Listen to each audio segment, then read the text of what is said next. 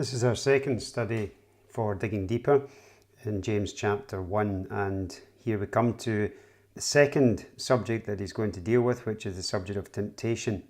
And this is distinct from testing and trial, and he wants to make sure that as we go through the book, speaking about various trials of our faith, that we don't confuse it with the idea of temptation. You see this word appearing again and again here in verse 13. Let no one say when he is tempted, I am tempted by God, for God cannot be tempted by evil, nor does he himself tempt anyone. And then even into verse 14, but each one is tempted when he's drawn away of his own desires and enticed. And so clearly this word dominates these verses, and we want to see the distinction between being tempted and being tested. Now this was obviously a problem that James is addressing, because he begins verse 13 with this expression, and I'll just box this: let no one say. The idea really could be a little bit stronger than that and could be stop saying. This was happening already, and he's addressing a problem that wasn't potential but was in actual fact current amongst them. So stop saying, stop taking this position and expressing this in the midst of your life circumstances. So he says, stop saying, or let no one say when he is tempted. And the idea really would be better expressed when he is being tempted. This is what people were saying in the midst of temptation while it was ongoing.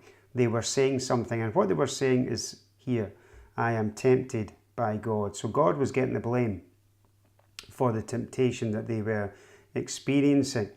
And that word by in the expression is interesting, because it reminds me of what took place in the Garden of Eden. And you remember the sin that involved Adam and Eve, and the Lord comes walking in the cool of the day and meets with Adam. And after Adam and Eve had sinned, there's an explanation given by Adam for that, and he speaks, which takes us way back to this idea of let no one say. So in the midst of the circumstance, Adam speaks. And what does he say? Well, he blames everyone apart from himself. First of all, he blames Eve. And then he also blames the Lord, because he says it was the Lord that gave him Eve. So he's blaming Eve as the number one, and then the Lord as the number two cause of the problem. And that gets to the idea behind this word by.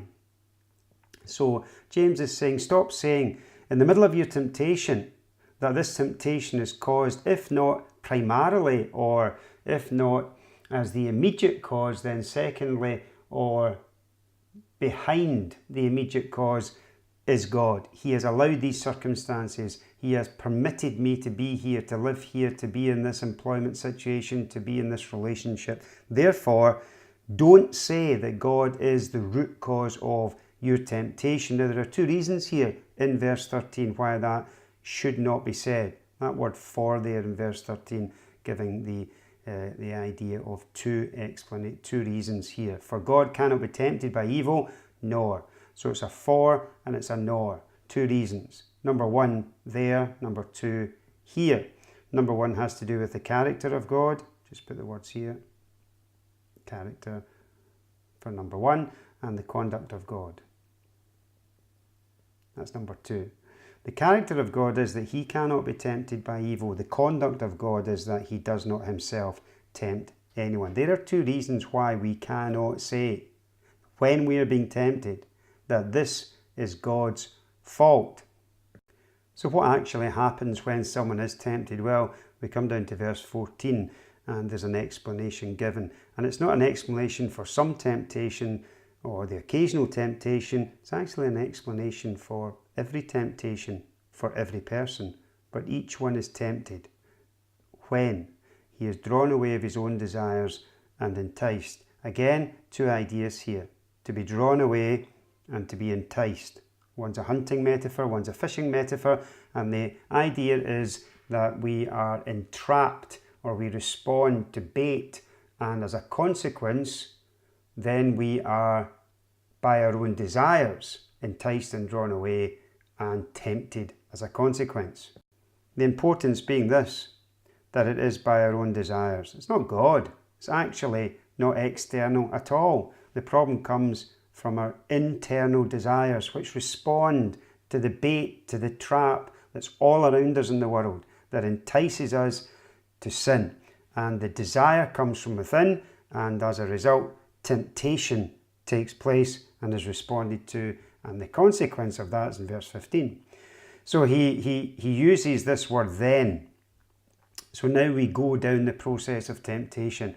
So we've seen its source, that's from within. We've seen how it progresses by responding to enticements and bait all around us in this world system that Satan has constructed in order to draw us towards sin. And then, when desire has conceived, it gives birth to sin, and sin, when it's full grown, brings forth death. So there you have the progress, and it is the progress of giving birth to something. So you've got the idea of conception and then birth.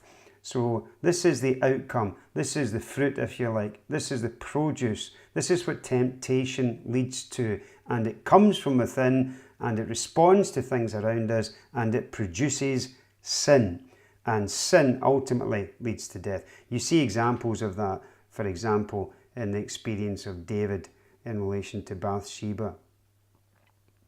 And if you were to go back into the Old Testament and read about that very sad story, then verse 14 and verse 15 are illustrated quite clearly there. You also have it in the Garden of Eden. Again, if you think about the unfolding of that temptation that Satan brought, and that was responded to, and that ultimately led to death and the pronouncement of death. As by one man sin entered into the world, and so on. So you come then to the end of this section, verse 13, 14, 15, and you have this flow that tells us, do not blame God. Do not say that God's at fault. This is not God testing us. This is rather us responding to enticements round about us. Then we come to verse 16. Here in verse 16, he wants us to be absolutely certain. So he says, do not be deceived. And he wants to reiterate this. It's so important. And again, he speaks of my beloved brethren. It's so important to understand what's going on in life circumstance and not to confuse testing with temptation. So he says here, do not be deceived, my beloved brethren. There are basically two further points here in verse 17 and in verse number 18.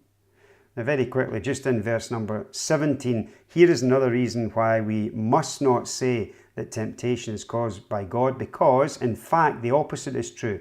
Every good gift, every perfect gift, so it's every good gift, it's every perfect gift, that's what comes from above. That's what comes from God, the Father of lights, and there's never a change. It's always good things. So there's no variation or shadow of turning. He consistently and faithfully provides that which is good and perfect, not that which is sinful, not that which entices us to sin. And then in verse 18, he has another point here, and it's just this. Actually, when we think about things being brought to the birth, he brought us to the spiritual birth. He brought us forth, and it was by the word of truth. And the purpose was that we might be a kind of first fruits of his creatures. The truth of the matter, and I'll just write this up at the top here, is that when you think about sin and temptation,